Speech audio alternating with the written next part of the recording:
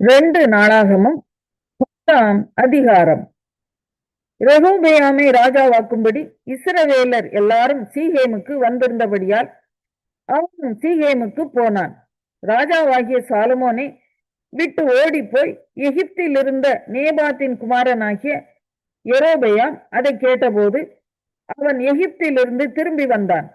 ஆள் அனுப்பி அவனை அழைப்பித்தார்கள். பின்பு யெரொபெயாமும் இஸ்ரவேல் அனைத்துமாய் வந்து ரெகொபெயாமை நோக்கி, உம்முடைய தகப்பன் பாரமான நுகத்தை எங்கள் மேல் வைத்தார். இப்போதும் நீர் உம்முடைய தகப்பன் சுமத்தின கடினமான வேலையையும் அவர் எங்கள் மேல் வைத்த பாரமான நுகத்தையும் லகுவாக்கும். அப்பொழுது உம்மை சேவிப்போம் என்றார்கள்.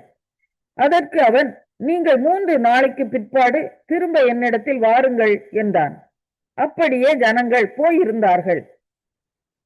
அப்பொழுது ராஜாவாகிய ரெகொபெயாம் தன் தகப்பனாகிய சாலமோன் உயிரோடு இருக்கையில் அவன் சமூகத்தில் நின்ற முதியோரோடே ஆலோசனை பண்ணி, இந்த ஜனங்களுக்கு மறு உத்தரவு கொடுக்க நீங்கள் என்ன ஆலோசனை சொல்லுகிறீர்கள் என்று கேட்டான். அதற்கு அவர்கள், நீர் இந்த ஜனங்களுக்கு தயவையும் பட்சத்தையும் காண்பித்து அவர்களுக்கு நல்வார்த்தைகளை சொல்வீரானால் என்றைக்கும் அவர்கள் உமக்கு ஊழியக்காரராய் இருப்பார்கள் என்றார்கள். முதியோர் சொன்ன ஆலோசனையை அவன் தள்ளிவிட்டு தன்னோட வளர்ந்தவர்களும் தன் சமூகத்தில் நிற்கிறவர்களும் ஆகிய வாலிபரோடே ஆலோசனை பண்ணி அவர்களை நோக்கி, உம்முடைய தகப்பன் எங்கள் மேல் வைத்த நுகத்தை லகுவாக்கும் என்று என்னிடத்தில் சொன்ன இந்த ஜனங்களுக்கு மறு உத்தரவு கொடுக்க நீங்கள் என்ன ஆலோசனை சொல்லுகிறீர்கள் என்று கேட்டான். அவனோட வளர்ந்த வாலிபர் அவனை நோக்கி, உம்முடைய தகப்பன் எங்கள் நுகத்தை பாரமாக்கினார். நீர் அதை எங்களுக்கு லகுவாக்கும் என்று உம்மிடத்தில் சொன்ன இந்த ஜனத்திற்கு நீர் சொல்ல வேண்டியது என்னவென்றால், என் சுண்டு விரல் என் தகப்பனுடைய இடுப்பை பார்க்கிலும் பருமனாய் இருக்கும். இப்போதும் என் தகப்பன் பாரமான நுகத்தை உங்கள் மேல் வைத்தார். நான் உங்கள் நுகத்தை அதிக பாரமாக்குவேன். என் தகப்பன் உங்களை சவுக்குகளினாலே தண்டித்தார். நான் உங்களை தேள்களினாலே தண்டிப்பேன் என்று சொல்லும் என்றார்கள். 3ஆம் நாள் என்னிடத்தில் வாருங்கள் என்று ராஜா சொல்லி இருந்தபடியே யெரொபெயாமும் சகல ஜனங்களும் 3ஆம் நாளிலே ரெகொபெயாமிடத்தில் வந்தார்கள். ராஜாவாகிய ரெகொபெயாம் முதியோர் ஆலோசனையை தள்ளிவிட்டு அவர்களுக்கு கடினமான உத்தரவு கொடுத்தான். வாலிபருடைய ஆலோசனையின்படியே அவர்களோடு பேசி, என் தகப்பன் உங்கள் நுகத்தை பாரமாக்கினார். நான் அதை அதிக பாரமாக்குவேன். என் தகப்பன் உங்களை சவுக்குகளினாலே தண்டித்தார். நான் உங்களை தேள்களினாலே தண்டிப்பேன் என்று சொன்னான். ராஜா ஜனங்களுக்கு செவிகொடாமற் போனான். கர்த்தர் சீலோனியனான அகியாவை கொண்டு நேபாத்தின் குமாரனாகிய யெரொபெயாமுக்கு சொன்ன தமது வார்த்தையை உறுதிப்படுத்தும்படி தேவனாலே இப்படி நடந்தது. ராஜா தங்களுக்கு செவிகொடாததை இஸ்ரவேலர் எல்லாரும் கண்டபோது ஜனங்கள் ராஜாவுக்கு மறு உத்தரமாக, தாவீதோடே எங்களுக்கு பங்கேது, ஈசாயின் குமாரனிடத்தில் எங்களுக்கு சுதந்திரம் இல்லை. இஸ்ரவேலே, உன் கூடாரங்களுக்கு போய்விடு. இப்போது தாவீதே, உன் சொந்த வீட்டை பார்த்துக்கொள் என்று சொல்லி இஸ்ரவேலர் எல்லாரும் தங்கள் கூடாரங்களுக்கு போய்விட்டார்கள். ஆனாலும் யூதாவின் பட்டணங்களிலே குடியிருந்த இஸ்ரவேல் புத்திரர் மேல் ரெகொபெயாம் ராஜாவாய் இருந்தான். பின்பு ராஜாவாகிய ரெகொபெயாம் பகுதி விசாரிப்புக்காரனாகிய அதோராமை அனுப்பினான். இஸ்ரவேல் புத்திரர் அவனை கல்லறிந்து கொண்டார்கள். அப்பொழுது ராஜாவாகிய ரெகொபெயாம் தீவிரமாய் ரதத்தின் மேல் ஏறி எருசலேமுக்கு ஓடி போனான். அப்படியே இந்நாள் வரைக்கும் இருக்கிறபடி இஸ்ரவேலர் தாவீதின் வம்சத்தை விட்டு கலகம். 2 நாளாகமம் 11ஆம் அதிகாரம். ரெகொபெயாம் எருசலேமுக்கு வந்தபோது இஸ்ரவேலோடு யுத்தம் பண்ணவும் ராஜ்யத்தை தன்னிடமாக திருப்பிக் கொள்ளவும் யூதா வம்சத்தாரும் பென்யமீன் வம்சத்தாருமாகிய தெரிந்து கொள்ளப்பட்ட யுத்த வீரரான 180,000 பேரை கூட்டினான். தேவனுடைய மனுஷனாகிய செமாயாவுக்கு கர்த்தருடைய வார்த்தை உண்டாகி அவர் சொன்னது, நீ யூதாவின் ராஜாவாகிய ரெகொபெயாம் என்னும் சாலமோனின் குமாரனையும் யூதாவிலும் பென்யமீனிலும் இருக்கிற எல்லா இஸ்ரவேலரையும் நோக்கி, நீங்கள் போகாமலும் உங்கள் சகோதரரோடு யுத்தம் பண்ணாமலும் அவரவர் தம் தம் வீட்டுக்கு திரும்புங்கள், என்னாலே இந்த காரியம் நடந்தது என்று கர்த்தர் உரைக்கிறார் என்று சொல் என்றார். அப்பொழுது அவர்கள் கர்த்தருடைய வார்த்தைகளுக்கு கீழ்ப்படிந்து யெரொபெயாமுக்கு விரோதமாய் யுத்தம் பண்ணுவதை விட்டு திரும்பி போய்விட்டார்கள். ரெகோபெயாம் எருசலேமில் வாசமாயிருந்து யூதாவிலே அரணான பட்டணங்களை கட்டினான். அவன் பெத்லெகேமும் ஏத்தாமும் தெக்காவாவும் பெத்சூரும் சோகாவும் அதுல்லாமும் காத்தும் மரேட்டாவும் சீப்பும் அதோராயீமும் லாகீசும் அசேக்காவும் தோராவும் ஆயிலோனும் எப்ரோனும் ஆகிய யூதாவிலும் பென்யமீனிலும் இருக்கிற அரணிப்பான பட்டணங்களை கட்டி அந்த அரணிப்புகளை பலப்படுத்தி அவைகளிலே தலைவரையும் ஆகாரமும் எண்ணெயும் திராட்சரசமும் உள்ள பண்டக சாலைகளையும் யூதாவும் பென்யமீனும் அவன் பட்சத்தில் இருக்க ஒவ்வொரு பட்டணத்திலும் பரிசைகளையும் ஈட்டிகளையும் வைத்து அவைகளை மிகுதியும் பலப்படுத்தினான். இஸ்ரவேலெங்கும் இருக்கிற ஆசாரியரும் லேவியரும் தங்கள் எல்லா எல்லைகளிலும் இருந்து அவனிடத்தில் வந்தார்கள். லேவியர் கர்த்தருக்கு ஆசாரிய ஊழியம் செய்யாதபடிக்கு யெரொபெயாமும் அவன் குமாரரும் அவர்களை தள்ளி போட்டபடியினால் தங்கள் வெளி நிலங்களையும் தங்கள் காணியாட்சிகளையும் விட்டு யூதா தேசத்துக்கும் எருசலேமுக்கும் வந்தார்கள். அவன் மேடைகளுக்கென்றும் பேய்களுக்கென்றும் தான் உண்டாக்கின கன்றுக்குட்டிகளுக்கென்றும் ஆசாரியர்களை ஏற்படுத்தினான். அந்த லேவியரின் பிறகாலே இஸ்ரவேலின் கோத்திரங்களிலெல்லாம் இஸ்ரவேலின் தேவனாகிய கர்த்தரை தேடுகிறதற்கு தங்கள் இருதயத்தை நேராக்கினவர்கள் தங்கள் பிதாக்களின் தேவனாகிய கர்த்தருக்கு பலியிடும்படிக்கு எருசலேமுக்கு வந்தார்கள். இப்படி 3 வருஷம் மற்றும் யூதாவின் ராஜ்யத்தை பலப்படுத்தி சாலமோனின் குமாரனாகிய ரெகோபெயாமை திடப்படுத்தினார்கள். தாவீதும் சாலமோனும் நடந்த வழியிலே 3 வருஷம் மட்டும் நடந்தார்கள். ரெகோபெயாம் தாவீதின் குமாரனாகிய எரிமோத்தின் குமாரத்தி மகலாத்தையும் ஈசாயின் குமாரனாகிய எலியாபின் குமாரத்தி அபியாயேலையும் விவாகம் பண்ணினான். இவள் அவனுக்கு ஏயூஸ், சமரியா, தாகாம் என்னும் குமாரரை பெற்றாள். அவளுக்கு பிறகு அப்சலோமின் குமாரத்தி ஆகிய மாகாளை விவாகம் பண்ணினான். அவள் அவனுக்கு அபியாவையும் அத்தாயியையும் சீசாவையும் செலோமித்தையும் பெற்றாள். ரெகோபெயாம் தன்னுடைய மனைவிகள் மறுமனையாட்டிகள் எல்லாரிலும் அப்சலோமின் குமாரத்தி ஆகிய மாகாளை சிநேகித்தான். 18 மனைவிகளையும் 60 மறுமனையாட்டிகளையும் விவாகம் பண்ணி 28 குமாரரையும் 60 குமாரத்திகளையும் பெற்றான். ரெகோபெயாம் மாகாளின் குமாரனாகிய அபியாவை அவன் சகோதரருக்குள்ளே தலைவனும் பெரியவனுமாக ஏற்படுத்தினான். அவனை ராஜாவாக்க நினைத்தான். அவன் புத்தியாய் நடந்து யூதா பென்யமீனுடைய எல்லா தேசங்களிலும் உள்ள அரணான சகல பட்டணங்களிலும் தன் குமாரர் யாவரையும் பிரித்து வைத்து அவர்களுக்கு வேண்டிய ஆகாரத்தை கொடுத்து அவர்களுக்கு அநேகம். எசேக்கியேல் 45ஆம் அதிகாரம். நீங்கள் சுதந்திரத்துக் கொள்ளும்படி தேசத்தை சீட்டு போட்டு பங்கிடும்போது தேசத்தில் 25,000 கோல் நீளமும் 10,000 கோல் அகலமுமான பரிசுத்த பங்கை கர்த்தருக்கு அற்பிதமாக பிரித்து வைக்க கடவீர்கள். இது தன் சுற்றல்லை எங்கும் பரிசுத்தமாய் இருக்கும். இதிலே பரிசுத்த ஸ்தலத்துக்கென்று 500 கோல் நீளமும் 500 கோல் அகலமுமான நாற்சதுரம் அளக்கப்பட கடவது. அதற்கு சுற்றிலும் 50 முழமான வெளிநிலம் இருக்க வேண்டும். இந்த அளவு உட்பட 25,000 கோல் நீளத்தையும் 10,000 கோல் அகலத்தையும் அளப்பாயாக. அதற்குள் பரிசுத்த ஸ்தலமும் மகா பரிசுத்த ஸ்தலமும் இருக்க வேண்டும். தேசத்தில் பரிசுத்த பங்காகிய இது கர்த்தருக்கு ஆராதனை செய்ய சேருகிறவர்களும் பரிசுத்த ஸ்தலத்தில் ஆராதனை செய்கிறவர்களுமான ஆசாரியருடையது. இது அவர்களுக்கு வீடுகளுக்கான இடமும் பரிசுத்த ஸ்தலத்துக்கு அடுத்த இடமுமாய் இருக்க வேண்டும். பின்னும் 25,000 கோல் நீளமும் 10,000 கோல் அகலமுமான இடம் ஆலயத்தின் பணிவிடைக்காரராகிய லேவியருடையதாய் இருக்கும். அது அவர்களுடைய காணியாட்சி.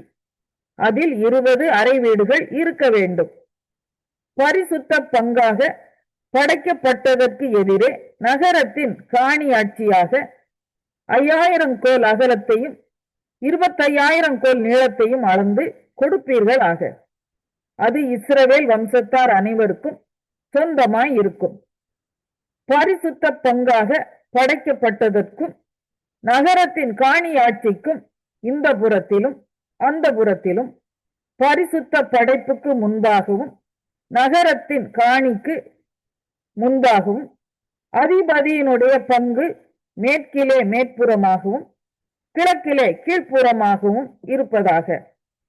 அதன் நீளம் மேல் எல்லை துவக்கி கீழ் எல்லை மட்டும் பங்குகளில் ஒவ்வொன்றுக்கும் எதிராய் இருக்க வேண்டும். இது அவனுக்கு இஸ்ரவேலிலே காணி பூமியாக இருக்க கடவது. என் அதிபதிகள் இனி என் ஜனத்தை ஒடுக்காமல் தேசத்தை இஸ்ரவேல் வம்சத்தாருக்கு அவர்களுடைய கோத்திரங்களுக்கு தக்கதாக விட்டு விடுவார்களாக. கர்த்தராகிய ஆண்டவர் சொல்லுகிறது என்னவென்றால், இஸ்ரவேலின் அதிபதிகளே, நீங்கள் செய்தது போதும். நீங்கள் கொடுமையையும் கொள்ளையிடுதலையும் தவிர்த்து நியாயத்தையும் நீதியையும் செய்யுங்கள். உங்கள் உத்தண்டங்களை என் ஜனத்தை விட்டு அகற்றுங்கள் என்று கர்த்தராகிய ஆண்டவர் சொல்லுகிறார். சுமுத்திரையான தராசும் சுமுத்திரையான மரக்காலும் சுமுத்திரையான அளவு குடமும் உங்களுக்கு இருக்க கடவது. மரக்காலும் அளவு குடமும் ஒரே அளவாக இருந்து மரக்கால் களத்திலே 10 பங்கு, அளவு குடம் களத்திலே 10 பங்கு பிடிக்க கடவது. களத்தின்படியே அதன் அளவு நிர்ணயிக்கப்படுவதாக. சேக்கலானது 20 கேரா, 20 சேக்கலும் 25 சேக்கலும் 15 சேக்கலும் உங்களுக்கு ஒரு ராத்தலாகும். நீங்கள் செலுத்த வேண்டிய காணிக்கையாவது, ஒரு கலம் கோதுமையிலே ஒரு மரக்காலில் 1/6 பங்கையும், ஒரு கலம் வாற்கோதுமையிலே ஒரு மரக்காலில் 1/6 பங்கையும் படைக்க கடவீர்கள். அளவு குடத்தால் அளக்கிற எண்ணெயின் கட்டளையாவது, 10 குடம் பிடிக்கிற கலத்துக்கு சரியான ஒரு ஜாடி எண்ணெயிலே 10 பங்கை படைப்பீர்களாக. 10 அளவு குடம் ஒரு கலம் ஆகும். இஸ்ரவேல் தேசத்திலே நல்ல மேய்ச்சலை மேய்கிற மந்தையிலே 200 ஆடுகளில் ஒரு ஆடும் அவர்களுடைய பாவ நிவாரணத்திற்காக போஜன பலியாகவும் தகன பலியாகவும் சமாதான பலியாகவும் செலுத்தப்பட கடவதென்று கர்த்தராகிய ஆண்டவர் சொல்லுகிறார். இஸ்ரவேலின் அதிபதிக்கு முன்பாக தேசத்தின் ஜனங்கள் எல்லாரும் இந்த காணிக்கையை செலுத்த கடனாளிகளாய் இருக்கிறார்கள். இஸ்ரவேல் வம்சத்தார் கூடிவர குறிக்கப்பட்ட சகல பண்டிகைகளிலும் மாத பிறப்புகளிலும் ஓய்வு நாட்களிலும் தகன பலிகளையும் போஜன பலிகளையும் பான பலிகளையும் செலுத்துவது அதிபதியின் மேல் சுமந்த கடனாய் இருக்கும். அவன் இஸ்ரவேல் வம்சத்தாருக்காக பாவ நிவாரணம் பண்ணும்படிக்கு பாவ நிவாரண பலியையும் போஜன பலியையும் தகன பலியையும் சமாதான பலியையும் படைப்பானாக. கர்த்தராகிய ஆண்டவர் சொல்லுகிறது என்னவென்றால், 1 மாதம் 1 தேதியிலே நீ பழுதற்ற ஒரு காளையை கொண்டு வந்து பரிசுத்த ஸ்தலத்துக்கு பாவ நிவர்த்தி செய்வாயாக. பாவ நிவாரண பலியின் இரத்தத்திலே கொஞ்சம் ஆசாரியன் எடுத்து ஆலயத்தின் வாசல் நிலைகளிலும் பலிபீடத்து சட்டத்தின் 4 கோடிகளிலும் உட்பிரகாரத்தின் வாசல் நிலைகளிலும் பூசக்கடவன். பிழை செய்தவனுக்காகவும் அறியாமல் தப்பிதம் செய்தவனுக்காகவும் அந்த பிரகாரமாக 7 தேதியிலும் செய்வாயாக. இவ்விதமாய் ஆலயத்துக்கு பாவ நிவர்த்தி செய்வாயாக. 1 மாதம் 14 தேதியிலே புளிப்பில்லாத அப்பம் புசிக்கப்படுகிற 7 நாள் பண்டிகையாகிய பஸ்கா ஆரம்பமாகும். அந்நாளிலே அதிபதி தன் நிமித்தமும் தேசத்து எல்லா ஜனங்களின் நிமித்தமும் பாவ நிவாரணத்துக்காக ஒரு காளையை படைப்பானாக. 7 நாள் பண்டிகையில் அவன் அந்த 7 நாளும் தினந்தோறும் கர்த்தருக்கு தகன பலியாக பழுதற்ற 7 காளைகளையும் 7 ஆட்டுக்கடாக்களையும் பாவ நிவாரண பலியாக ஒரு வெள்ளாட்டுக்கடாவையும் தினந்தோறும் படைப்பானாக. ஒவ்வொரு காளையோட ஒரு மரக்கால் மாவும் ஒவ்வொரு ஆட்டுக்கடாவோட ஒரு மரக்கால் மாவும் பலியையும் ஒவ்வொரு மரக்கால் மாவோட ஒரு படி எண்ணெயையும் படைப்பானாக. 7ஆம் மாதம் 15ஆம் தேதியில் ஆரம்பமாகிற பண்டிகையிலே அவன் அப்படியே 7 நாளும் அதற்கு சரியான பிரகாரமாக பாவ நிவாரண பலிகளையும் தகன பலிகளையும் போஜன பலிகளையும் எண்ணெயை. யோவான் 12ஆம் அதிகாரம். பஸ்கா பண்டிகை வர 6 நாளைக்கு முன்னே இயேசு தாம் மரணத்திலிருந்து எழுப்பின லாசரு இருந்த பெத்தானியாவுக்கு வந்தார். அங்கே அவருக்கு விருந்து பண்ணினார்கள். மார்த்தாள் பணிவிடை செய்தாள். லாசருவும் அவருடனே கூட பந்தி இருந்தவர்களில் ஒருவனாயிருந்தான். அப்போது மரியாள் விலையோர பெற்ற களங்கமில்லாத நளதம் என்னும் தைலத்தில் ஒரு ராத்தல் கொண்டு வந்து அதை இயேசுவின் பாதங்களில் பூசி தன் தலைமயிரால் அவருடைய பாதங்களை துடைத்தாள். அந்த வீடு முழுவதும் தைலத்தின் பரிமளத்தினால் நிறைந்தது. அப்பொழுது அவருடைய சீசரில் ஒருவனும் அவரை காட்டிக் கொடுக்க போகிறவனுமாகிய சீமோனுடைய குமாரனாகிய யூதாஸ்காரியோத்து இந்த தைலத்தை 300 பணத்துக்கு விற்று தரித்திரருக்கு கொடாமல் போனதென்ன என்றான். அவன் தரித்திரரை குறித்து கவலைப்பட்டு இப்படி சொல்லாமல் அவன் திருடனானபடியினாலும் பணப்பையை வைத்துக் கொண்டு அதிலே போடப்பட்டதை சுமக்கிறவனானபடியினாலும் இப்படி சொன்னான். அப்பொழுது இயேசு, இவளை விட்டுவிடு, என்னை அடக்கம் பண்ணும் நாளுக்காக இதை வைத்திருந்தாள். தரித்திரர் எப்பொழுதும் உங்களிடத்தில் இருக்கிறார்கள், நான் எப்பொழுதும் உங்களிடத்தில் இரேன் என்றார். அப்பொழுது யூதரில் திரளான ஜனங்கள் அவர் அங்கே இருக்கிறதை அறிந்து இயேசுவின் நிமித்தமாக மாத்திரமல்ல, அவர் மரித்தோரிலிருந்து எழுப்பின லாசருவை காணும்படியாகவும் வந்தார்கள். லாசருவின் நிமித்தமாக யூதர்களில் அநேகம் பேர் இயேசுவினிடத்தில் விசுவாசம் வைத்தபடியால் பிரதான ஆசாரியர்கள் லாசருவையும் கொலை செய்ய ஆலோசனை பண்ணினார்கள்.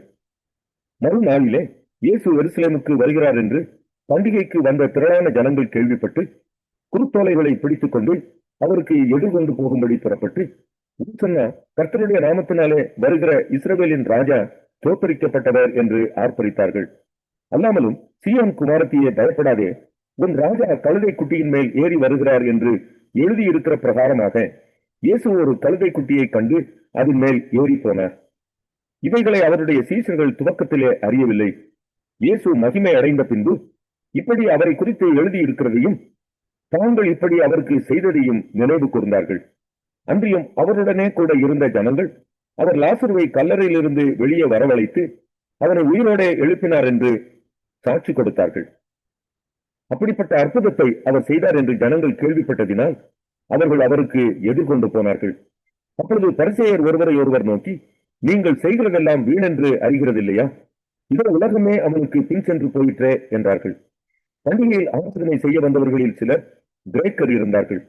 அவர்கள் கலிலேய நாட்டு பெத்சாயிதா ஊரானாகிய பிலிப்புவினிடத்தில் வந்து, ஐயா, இயேசுவை காண விரும்புகிறோம் என்று அவனை கேட்டுக்கொண்டார்கள். பிலிப்பு வந்து அதை அந்திரேயாவுக்கு அறிவித்தான். பின்பு அந்திரேயாவும் பிலிப்புவும் அதை இயேசுவுக்கு அறிவித்தார்கள். அப்பொழுது இயேசு அவர்களை நோக்கி, மனுஷகுமாரன் மகிமைப்படும்படியான வேளை வந்தது. மெய்யாகவே மெய்யாகவே நான் உங்களுக்கு சொல்லுகிறேன், கோதுமை மணியானது நிலத்தில் விழுந்து சாகாவிட்டால் தனித்திருக்கும், செத்ததேயாகில் மிகுந்த பலனை கொடுக்கும். தன் ஜீவனை சிநேகிக்கிறவன் அதை இழந்து போவான். இந்த உலகத்தில் தன் ஜீவனை வெறுக்கிறவனோ அதை நித்திய ஜீவகாலமாய் காத்துக் கொள்ளுவான். ஒருவன் எனக்கு ஊழியம் செய்கிறவனானால் என்னை பின்பற்ற கடவன். நான் எங்கே இருக்கிறேனோ அங்கே என் ஊழியக்காரனும் இருப்பான். ஒருவன் எனக்கு ஊழியம் செய்தால் அவனை பிதாவானவர் கனம் பண்ணுவார். இப்பொழுது என் ஆத்துமா கலங்குகிறது. நான் என்ன சொல்லுவேன்? பிதாவே, இந்த வேளை நின்று என்னை ரட்சியும் என்று சொல்வேனோ? ஆகிலும் இதற்காகவே இந்த வேளைக்குள் வந்தேன். பிதாவே, உமது நாமத்தை மகிமைப்படுத்தும் என்றார். அப்பொழுது மகிமைப்படுத்தினேன், இன்னமும் மகிமைப்படுத்துவேன் என்கிற சத்தம் வானத்திலிருந்து உண்டாயிற்று. அங்கே நின்று கொண்டிருந்து அதை கேட்ட ஜனங்கள், இடி முழக்கம் உண்டாயிற்று என்றார்கள். வேறு சிலர், தேவதூதன் அவருடனே பேசினான் என்றார்கள். இயேசு அவர்களை நோக்கி, இந்த சத்தம் என் நிமித்தம் உண்டாகாமல் உங்கள் நிமித்தமே உண்டாயிற்று. இப்பொழுதே இந்த உலகத்துக்கு நியாய தீர்ப்பு உண்டாகிறது. இப்பொழுதோ இந்த உலகத்தின் அதிபதி புறம்பாக தள்ளப்படுவான். நான் பூமியிலிருந்து உயர்த்தப்பட்டிருக்கும் போது எல்லாரையும் என்னிடத்தில் எடுத்துக் கொள்வேன் என்றார். தான் இன்ன விதமான மரணமாய் மறிக்கப் போகிறார் என்பதை குறிக்கும்படி இப்படி சொன்னார். ஜனங்கள் அவரை நோக்கி, கிறிஸ்து என்றென்றைக்கும் இருக்கிறார் என்று வேதத்தில் சொல்லியதை நாங்கள் கேட்டிருக்கிறோம். அப்படி இருக்க மனுஷகுமாரன் உயர்த்தப்பட வேண்டியதென்று எப்படி சொல்லுகிறீர்? இந்த மனுஷகுமாரன் யார் என்றார்கள். அதற்கு இயேசு, இன்னும் கொஞ்ச காலம் ஒளி உங்களிடத்தில் இருக்கும். இருளில் நீங்கள் அகப்படாதபடிக்கு ஒளி உங்களோடு இருக்கையில் நடவுங்கள். இருளில் நடக்கிறவன் தான் போகிற இடம் இன்னதென்று அறியான். ஒளி உங்களோடு இருக்கையில் நீங்கள் ஒளியின் பிள்ளைகளாகும்படிக்கு ஒளியின் இடத்தில் விசுவாசமாயிருங்கள் என்றார். இவைகளை இயேசு சொல்லி அவர்களை விட்டு மறைந்தார். அவர் இத்தனை அற்புதங்களையும் அவர்களுக்கு முன்பாக செய்திருந்தும் அவர்கள் அவரை விசுவாசிக்கவில்லை. கர்த்தாவே, எங்கள் மூலமாய் கேள்விப்பட்டதை விசுவாசித்தவன் யார்? கர்த்தருடைய புகழ் யாருக்கு வெளிப்பட்டது என்று ஏசாயா தீர்க்கதரிசி சொன்ன வசனம் நிறைவேறும்படி இப்படி நடந்தது. ஆகையால் அவர்கள் விசுவாசிக்க மாட்டாமல் போனார்கள். ஏனெனில் ஏசாயா பின்னும் அவர்கள் கண்களினால் காணாமலும் இருதயத்தினால் உணராமலும் குறிப்பிடாமலும் இருக்கும்படிக்கும், நான் அவர்களை ஆரோக்கியமாக்காமல் இருக்கும்படிக்கும் அவர்களுடைய கண்களை அவர் குருடாக்கி அவர்கள் இருதயத்தை கடினமாக்கினார் என்றான். ஏசாயா அவருடைய மகிமையை கண்டு அவரை குறித்து பேசுகிற போது இவைகளை சொன்னான். ஆகிலும் அதிகாரிகளிலும் அநேகர் அவரிடத்தில் விசுவாசம் வைத்தார்கள். அப்படி இருந்தும் ஜெப ஆலயத்துக்கு புறம்பாக்கப்படாதபடி பரிசேயர் நிமித்தம் அதை அறிக்கை பண்ணாதிருந்தார்கள். அவர்கள் தேவனால் வருகிற மகிமையிலும் மனுஷரால் வருகிற மகிமையை அதிகமாய் விரும்பினார்கள். அப்போது இயேசு சத்தமிட்டு, என்னிடத்தில் விசுவாசமாய் இருக்கிறவன் என்னிடத்தில் அல்ல, என்னை அனுப்பினவரிடத்தில் விசுவாசமாய் இருக்கிறான். என்னை காண்கிறவன் என்னை அனுப்பினவரை காண்கிறான். என்னிடத்தில் விசுவாசமாய் இருக்கிறவன் எவனும் இருளில் இராதபடிக்கு நான் உலகத்தில் ஒளியாக வந்தேன். ஒருவன் என் வார்த்தைகளை கேட்டும் விசுவாசியாமற் போனால் அவனை நான் நியாயம் தீர்ப்பதில்லை. நான் உலகத்தை நியாயம் தீர்க்க வராமல் உலகத்தை ரட்சிக்கவே வந்தேன். என்னை தள்ளி என் வார்த்தைகளை ஏற்றுக்கொள்ளாதவனை நியாயம் தீர்க்கிறது ஒன்று இருக்கிறது. நான் சொன்ன வசனமே அவனை கடைசி நாளில் நியாயம் தீர்க்கும். நான் சுயமாய் பேசவில்லை. நான் பேச வேண்டியது இன்னதென்றும் உபதேசிக்க வேண்டியது இன்னதென்றும் என்னை அனுப்பின பிதாவே எனக்கு கட்டளையிட்டார். அவருடைய கட்டளை நித்திய ஜீவனாய் இருக்கிறது என்று அறிவேன். ஆகையால் நான் பேசுகிறவர்களை